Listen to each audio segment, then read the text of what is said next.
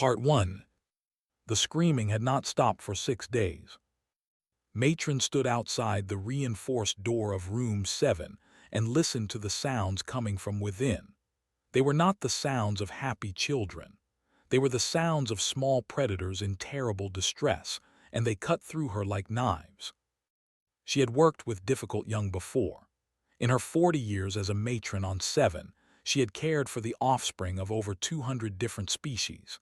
She had soothed the venomous hatchlings of the. She had calmed the electrically charged pups of the. She had even, on one memorable occasion, successfully raised a clutch of orphaned, whose young were born with a biological imperative to consume their siblings unless provided with adequate alternatives. But she had never faced anything like this. The 3 younglings in room 7 were going to die. Knew this with the cold certainty of long experience. They would not die from hunger or injury or disease. They would die from stress, their small bodies consuming themselves from the inside out as their predator instincts drove them mad with no proper outlet. And there was nothing she could do about it. The door beside her opened with a soft hiss. An administrator stepped out. The tall, thin being had the look of someone who had not slept in days. His usually immaculate scales were dull, and his crest lay flat against his skull in an expression of profound exhaustion. "Any change?" asked, though she already knew the answer. Shook his head slowly. "The largest one attacked the others again an hour ago. We had to use sedation mist to separate them. The specialists say their cortisol levels are now in the critical range. And the new enrichment equipment, destroyed within minutes, again." Made a sound that might have been a laugh if it had contained any humor. "The company is refusing to send more. They say we have gone through a year's supply in less than a week." Turned back to the small window set into the door. Inside the padded room she could see the 3 younglings. They had been separated into different corners, temporary barriers erected between them while the sedation wore off. Even drugged, they paced. Their luminous eyes tracked every movement, every shadow, every flicker of light. Their claws extended and retracted in endless, nervous cycles. They were beautiful creatures, thought. Even now, even like this. They were apex predators from one of the galaxy's most dangerous death worlds. Their home planet was a place of constant movement, where standing still meant death, and every moment required vigilance. Evolution had crafted them into perfect hunting machines, from their heat-sensing pits to their triple-jointed legs to their jaws that could crush starship hull plating. Adult were terrifying, but these were just children. The oldest was barely 4 cycles, equivalent to perhaps 6 standard years. The youngest was not yet 2 cycles old. They should have been learning to hunt under their parents' guidance, practicing their stalks on small prey, developing the skills they would need to survive on their hostel. Instead, their parents were dead, killed by pirates who had attacked their colony transport 3 weeks ago. The children had survived only because their mother had hidden them in an emergency pod before the hull was breached. A Galactic Union patrol had found them 2 days later, dehydrated and traumatized but alive. They had been brought to 7 because it had the best facilities in the sector. Had accepted them gladly, confident in her ability to help any young creature in need. That confidence had lasted approximately 4 hours. The problems began almost immediately. Young required constant stimulation. On there, they would spend their waking hours in perpetual motion, stalking, chasing, pouncing, and practicing the skills that would keep them alive. Their brains were wired to expect danger around every corner. Without that stimulation, without targets to hunt and challenges to overcome, their stress responses went haywire. Had dealt with high-activity species before. She ordered enrichment equipment designed for predator young, mechanical prey that moved in unpredictable patterns, puzzle feeders that required problem-solving to access food, climbing structures and hiding spots and scent trails to follow. The younglings destroyed everything within hours. It was not that they were deliberately destructive, though they certainly had the capability. It was that nothing was challenging enough. The mechanical prey was too slow, too predictable. The puzzle feeders were solved in minutes and then torn apart in frustration. The climbing structures collapsed under the force of their pounces. And when there was nothing left to hunt, they began hunting each other. The first serious injury had occurred on day 2. The middle youngling had ambushed its smaller sibling with genuine killing intent, leaving deep gashes across the little one's shoulder before the staff could intervene. Since then, the attacks had become more frequent, more vicious. The younglings were not cruel. They were simply predators with nowhere to direct their predatory instincts. Specialists had been summoned from across the sector, who had studied these in their natural habitat. Child development experts who had written papers on predator psychology, professional handlers who worked with dangerous species for a living. Each one had arrived confident and left defeated. They had explained in great detail why the situation was impossible. Young required specific environmental conditions that could not be replicated on a space station. They needed live prey to chase, real threats to respond to, the constant unpredictability of a death world ecosystem. Anything less would fail to engage their hunting instincts properly. The child development expert had suggested sedation, admitting even as she said it that long-term sedation would cause its own problems. Metabolisms were not designed for extended periods of inactivity. The drugs would buy time, but eventually, the younglings' bodies would begin to fail. The professional handler had lasted exactly 7 minutes in the room before the largest youngling had knocked him unconscious with a single blow. He had left on a medical shuttle without offering any advice at all. Now and stood in the corridor, listening to the sounds of 3 children slowly dying of stress, and neither of them had any idea what to do next. "The Galactic Union has been contacted about relocation," said quietly. "There is a colony on the outer rim that has agreed to take them, but the transport will not arrive for another 12 days. They will not survive 12 days. I know." A long silence stretched between them. Inside the room, the smallest youngling had begun to keen. It was a high, thin sound, barely audible through the reinforced door, but it cut straight to his heart. She had heard that sound before from many different species. It was the sound of a child who had given up hope. "There must be something," she said, "something we have not tried. We have tried everything. Then we try impossible things. Turn to face the administrator. Call another meeting. Every staff member on this station, regardless of department, someone must have an idea, any idea. I do not care how foolish it sounds." Looked at her for a long moment, then he nodded slowly. "1 hour, main conference room. I will make the announcement." He walked away, his footsteps heavy with exhaustion, remained at the door, watching the younglings through the small window. The barriers between them were beginning to dissolve as the sedation wore off. Soon they would be able to see each other again. Soon the attacks would resume. The smallest one had stopped keening and was now pressed into the corner of its section, trying to make itself as small as possible. It was shaking. The middle one paced in endless circles, its eyes fixed on nothing. The largest sat perfectly still, watching everything, waiting for an opportunity to strike. They were so young, thought. So young and so lost, and so completely unable to understand why the universe had become a place of padded walls and artificial light, and nothing to hunt. She pressed her hand against the window. "Hold on," she whispered, knowing they could not hear her. "Please hold on." 1 hour later, the main conference room was packed. Station staff from every department had gathered in response to administrators' urgent summons. Engineers stood next to medical technicians. Sanitation workers sat beside communications officers. Even the night shift had been awakened to attend. Stood at the front of the room, his exhaustion visible to everyone present. "You all know why we are here," he began. "The 3 younglings in room 7 are dying. Every specialist we have consulted says the situation is hopeless. I am not willing to accept that." He paused, looking out at the assembled crowd. "I am asking for ideas. Any ideas. I do not care if they seem foolish or impossible or outside your area of expertise. These children deserve every chance we can give them." The room was silent for a long moment. Then, slowly, people began to speak. A medical technician suggested new drug combinations.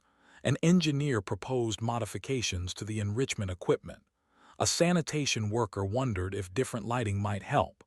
Each suggestion was noted, discussed, and ultimately set aside as insufficient. The meeting stretched on. Hope faded. Watched from the back of the room as one by one the ideas ran out and the speakers fell silent. And then a hand rose from the very back corner. "I might have something." Everyone turned to look. The speaker was a human female, small and unremarkable, wearing the coveralls of a cargo handler. Did not recognize her, though she must have worked on the station for some time. "Go ahead," said, with the tone of someone who had already given up. The human stood up. She looked nervous, but her voice was steady when she spoke. "I know this is going to sound stupid," she said, "but I think I might have something that could help. The thing is, I am going to need a box." Part 2. The human's name was Danny, and she had worked on 7 for 3 years. She loaded and unloaded cargo. She moved crates from ships to storage and from storage to ships. It was not glamorous work, but she was good at it, and she had never caused any problems. Until now, apparently. Watched as the small human stood before the assembled crowd and explained her idea. It did not take long. The idea was very simple, so simple that most of the specialists in the room were already shaking their heads before she finished. "A cardboard box," the said flatly. "You want to give apex predator young, who have destroyed hundreds of thousands of credits worth of specialized equipment, a cardboard box." "Yes," Danny said. "That is the most ridiculous thing I have ever heard." Danny did not argue. She simply waited, her hands clasped in front of her, looking small and uncertain among all the experts who had failed.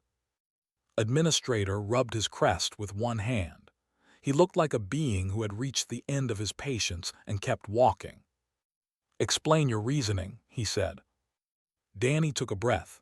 There is an animal called a cat. Cats are predators. Small ones, but still predators. They hunt, they stalk, they pounce. And they go crazy if they do not have things to stimulate those instincts. They need to hunt or they get stressed and sick. Sound familiar? No one answered, but saw a few heads nod reluctantly. "Humans have lived with cats for thousands of years," Danny continued. "We have tried everything to keep them happy. Expensive toys, complicated play structures, electronic things that move and make noise. And you know what cats like best?" She paused. "Boxes, simple cardboard boxes. They will ignore a toy that costs 100 credits to sit in an empty box.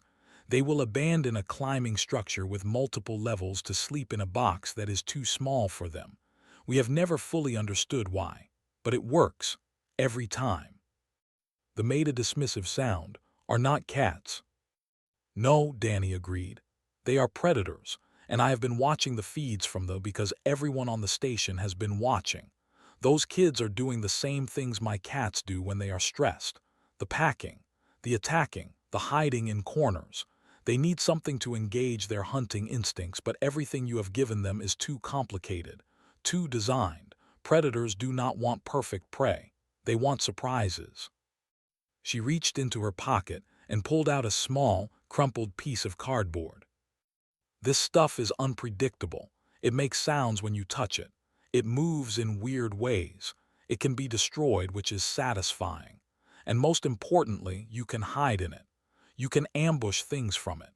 You can pretend it is a den or a hunting blind or enemy territory. It is simple enough that the brain can project whatever it needs onto it." The room was silent. "I know this sounds crazy," Danny said, "but we have tried all the smart things and none of them worked. Maybe it is time to try something stupid." Looked at the The threw up his hands. "Fine," he said. "Fine. We have 12 days until the transport arrives and the younglings will not survive 3. Let the human try her box. At least it will be a new data point for my research." That was how Danny found herself standing outside room 7, holding a cardboard box. It was not a special box. It had arrived that morning containing replacement air filters for the station's ventilation system. It was brown and rectangular, about half a meter on each side. There was a small dent in one corner where someone had dropped it.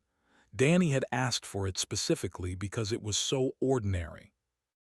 Matron stood beside her, her 4 eyes fixed on the small window in the door. "The sedation has worn off," she said. "They are together again. The largest one has already made 2 aggressive moves toward the smallest."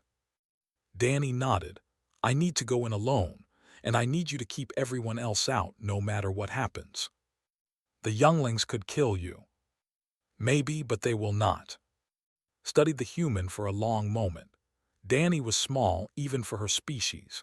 She had no claws, no venom, no natural weapons of any kind. Against 3 younglings, even young ones, she would have no chance at all. And yet she stood there without fear.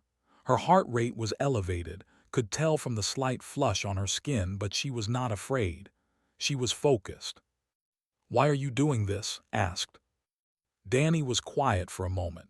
Then she said, "When I was little, my family had a cat. He was a rescue. He had been abused before we got him, and he was terrified of everything. He hid under the bed for the first 3 months. He attacked anyone who came near him. The shelter said he was unadoptable, that we should return him." She adjusted her grip on the box. "My mother refused. She said he just needed time and the right environment. So she put a cardboard box in the corner of the living room and left it there. She did not try to touch him or pick him up or force him to interact. She just made sure he had food and water in that box." Danny smiled slightly. "It took 6 months, but eventually he started coming out, first just to sit in the box while we were in the room, then to play with things near the box, then to let us pet him while he was in the box. The box was his safe space, his territory. It gave him control in a world where he had never had any." She looked at the door. "Those kids in there, they have lost everything. Their parents, their home, their whole world. Everything is strange and scary and out of their control. They need something simple, something they can understand, something that belongs to them." Considered this. Then she stepped aside and pressed the button to open the door. "Good luck," she said. Danny walked into the room. The reaction was immediate. All 3 younglings spun to face her, their bodies dropping into hunting crouches. The largest one, a male with dark stripes across his shoulders, let out a low warning growl. The middle one, a female with unusually long claws, began to circle to the left. The smallest one pressed itself against the far wall, trembling. Danny ignored all of this. She walked calmly to the center of the room, set the box down with its open side facing the younglings, and then retreated to sit against the far wall. She did not look at the younglings directly. She did not make any sudden movements. She simply sat, her legs crossed, her hands resting on her knees, and waited. Minutes passed. The younglings did not attack. They watched. The largest one stalked forward a few steps, then stopped, confused by the human's lack of response. The female continued her circling, but she seemed uncertain now. The smallest one had stopped trembling and was staring at the box. More minutes passed. Outside the window, held her breath. The smallest youngling moved first. It crept forward, belly low to the ground, moving in the textbook stalking posture of its species. Its eyes were fixed on the box, not on Danny, on the box. It reached the box and stopped. It extended one paw and touched the cardboard experimentally. The box made a sound, a hollow shifting sound as the cardboard flexed under the touch. The youngling startled backward. Its siblings tensed, ready to attack the strange object. But the smallest one recovered quickly. It approached again, touched the box again. The sound repeated. And then the youngling did something had never seen a stressed young do. It began to play. The small predator batted at the box, watching it rock back and forth. It circled, looking for the source of the sound. It stuck its head inside and pulled back quickly, surprised by the darkness within. Then it stuck its head in again, more slowly this time. And then it jumped inside. Through the window, saw the box shake. She heard sounds from within, muffled but clear through the speakers that monitored the room. Chirps. Excited, playful chirps. The youngling burst out of the box, spun in a complete circle, and dove back in. The two larger younglings had frozen. They watched their smallest sibling with expressions that looked almost like confusion. The box shook again. More chirps emerged. The female could not resist. She bounded forward and pounced on the box just as her sibling emerged from it. The two collided in a tangle of limbs and went rolling across the floor, but there was no aggression in it. They were playing. Actually playing, not fighting. The male lasted another 30 seconds before he joined in. Danny sat against the wall and watched three predator children discover joy for the first time in weeks. Her face was calm, but could see the tears running down her cheeks. The box did not survive the next hour. It was torn and shredded and collapsed and reassembled and torn again. The younglings took turns hiding inside, ambushing each other, defending it as territory, and then abandoning it to attack the defenders. When the cardboard finally gave out entirely, Danny produced a second box from behind her back. The games began again. By the time the station's lights dimmed for night cycle, all three younglings were asleep. They had piled themselves together in the center of the room, surrounded by the shredded remains of two cardboard boxes. The smallest one had a piece of cardboard clutched in its claws like a treasured possession. And beneath the pile of predator children, clearly visible through the window, was Danny. She had not moved from her spot when the younglings began to include her in their play. She had not flinched when they pounced on her, or complained when they used her as a climbing structure, or protested when they finally collapsed on top of her in exhaustion. She was asleep now, too. Her face was peaceful. Stood at the window for a long time, watching the impossible scene before her. Then she turned and went to find administrator. They would need more boxes. Many, many more boxes. Part 3. The story spread across the station within hours. By the next morning, everyone on 7 knew about the human cargo handler and her cardboard boxes. By afternoon, the news had reached the Galactic Union patrol vessels in the sector. By evening, it was being discussed on communication networks across 3 star systems. The reactions varied. Most beings were simply confused. They had seen the footage from the room, watched the 3 predator younglings playing like ordinary children for the first time since their rescue, and they did not understand how a simple box had accomplished what millions of credits in specialized equipment had failed to do. The specialists were the most baffled of all. The who had dismissed Danny's idea spent 3 days analyzing the footage, running the images through behavioral prediction software, consulting with colleagues across the sector. His preliminary report ran to 40 pages and concluded, essentially, that what had happened should not have been possible. The younglings were thriving. Had expected the effect to wear off. She had thought that once the novelty of the boxes faded, the younglings would return to their previous patterns of stress and aggression. Instead, the opposite occurred. Each day, they grew calmer. Each day, they played more and fought less. Each day, they ate better and slept better and showed fewer signs of the cortisol poisoning that had been killing them. Danny became a permanent fixture in the room. She arrived each morning with fresh boxes of various sizes and shapes. Some were large enough for all 3 younglings to hide in together. Some were small enough that only the littlest could fit inside. Some were arranged in tunnels and mazes. Some were simply left in corners to serve as dens. The younglings developed favorites. The largest male preferred a particular type of box that made a satisfying crunch when he bit down on it. The female liked boxes with flaps she could ambush from. The smallest one showed no preference for any specific box, but had become deeply attached to Danny herself, following her around the room and presenting her with shredded pieces of cardboard like offerings. Administrator watched all of this with growing amazement. He had overseen this station for 15 years. He had seen many strange things in that time, but he had never seen anything quite like this. "I do not understand," he said to Danny one evening, as they watched the younglings chase each other through an elaborate cardboard structure. "Our equipment was designed by the finest predator psychologists in the galaxy. It was based on decades of research into behavior, and it failed completely.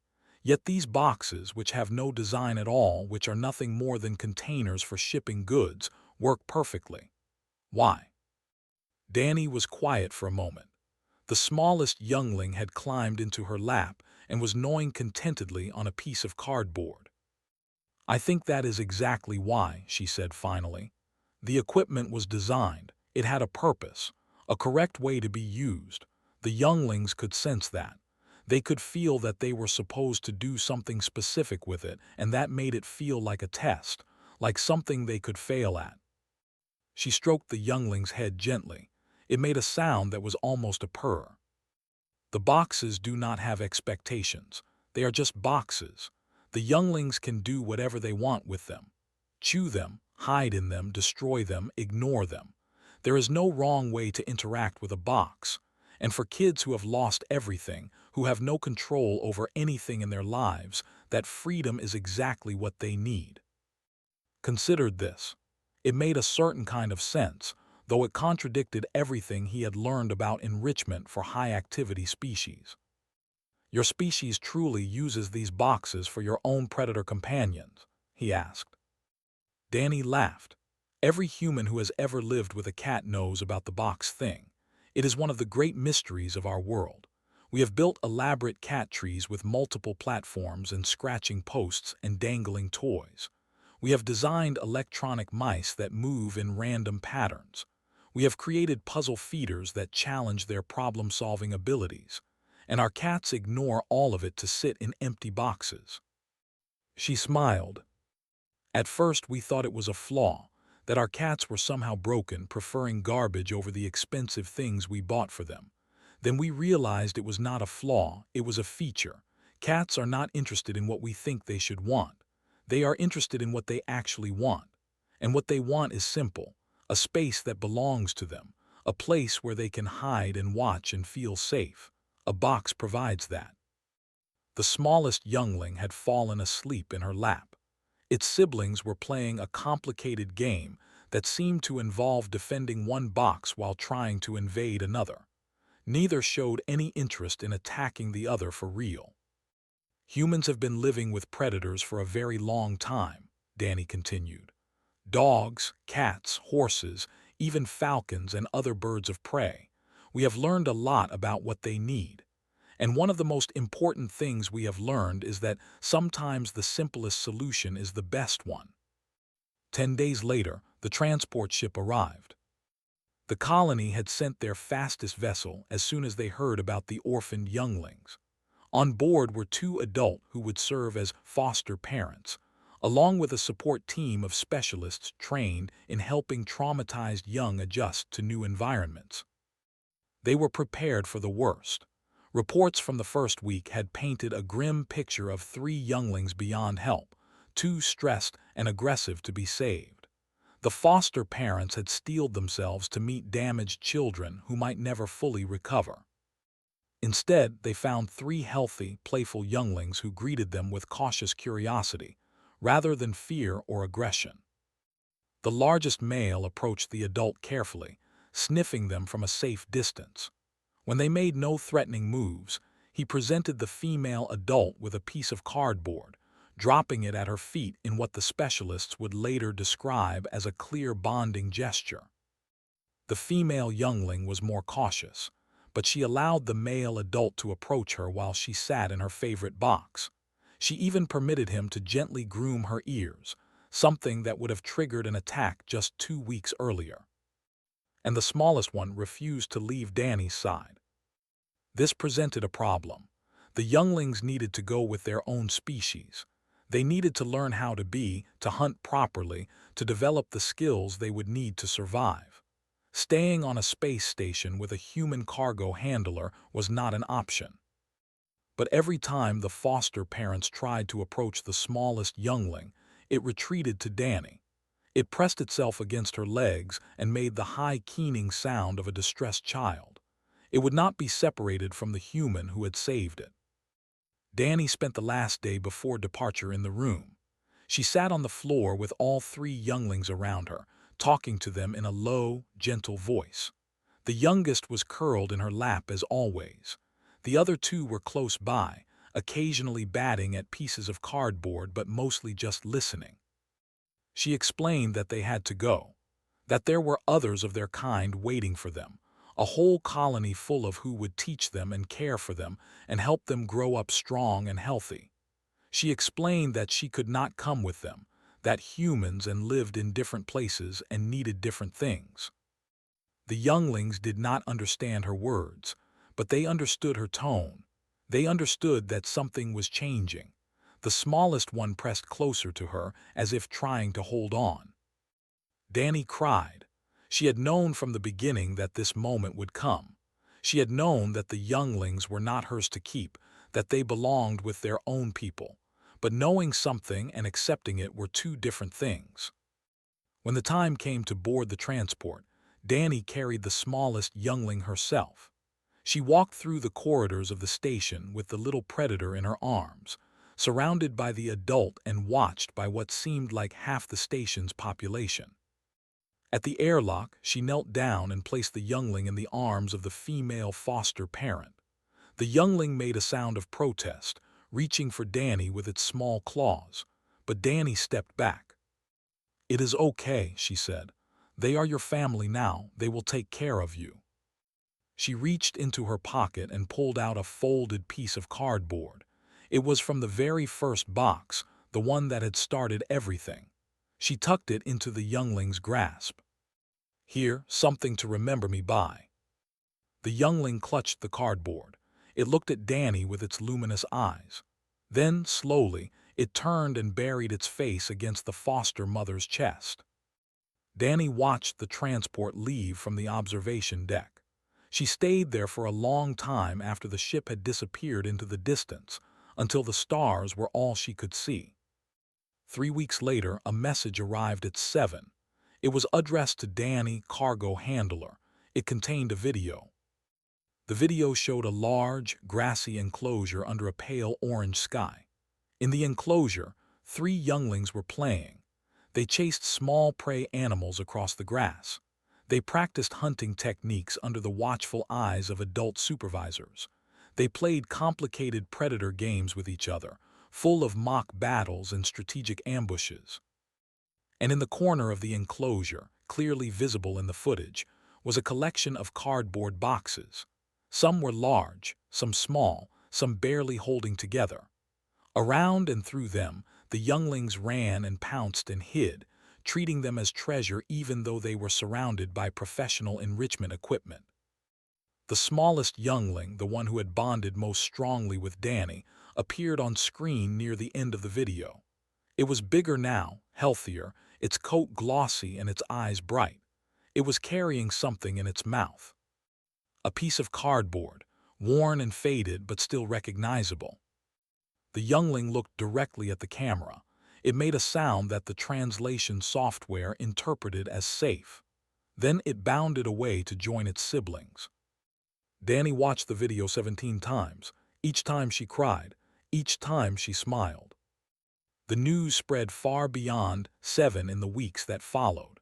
The story of the human and her boxes became something of a legend across the sector. Wrote papers about it. Facilities across the galaxy began requesting shipments of cardboard.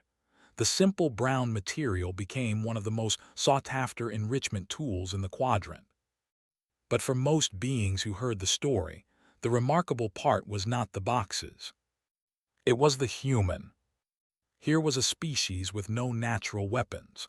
No claws, no venom, no armored scales or razor teeth. Physically, humans were among the weakest intelligent beings in the galaxy. They should have been prey, not partners. And yet, they had walked among predators for thousands of years. They had tamed wolves and turned them into loyal companions. They had formed bonds with great cats and hunting birds and creatures that should, by all logic, have eaten them. They had looked at the most dangerous animals on their planet and decided, somehow, that these would be their friends. And they had brought that strange talent with them to the stars. Administrator thought about this often in the months that followed. He watched the footage of Danny in the room, sitting calmly among three apex predators while they played around her.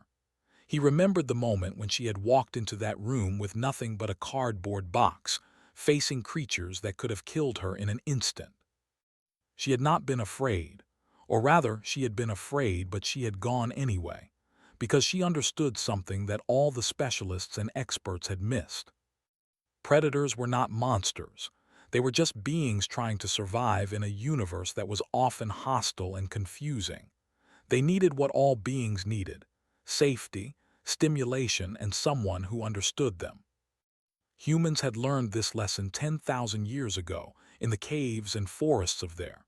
They had paid for that knowledge in blood and scars and generations of trial and error, but they had learned it. And now they were teaching it to the rest of the galaxy. One cardboard box at a time. 6 months after the younglings departed, Danny received a promotion. She was no longer a simple cargo handler. She was now the station's official enrichment consultant, tasked with developing new approaches to caring for difficult species young. Her office was small, just a converted storage room near the facilities. But it had one notable feature. Every wall was lined with cardboard boxes of various sizes and shapes. Some had been modified with holes or flaps. Some had been combined into elaborate structures. Some were simply empty, waiting to be filled with whatever a small predator might need.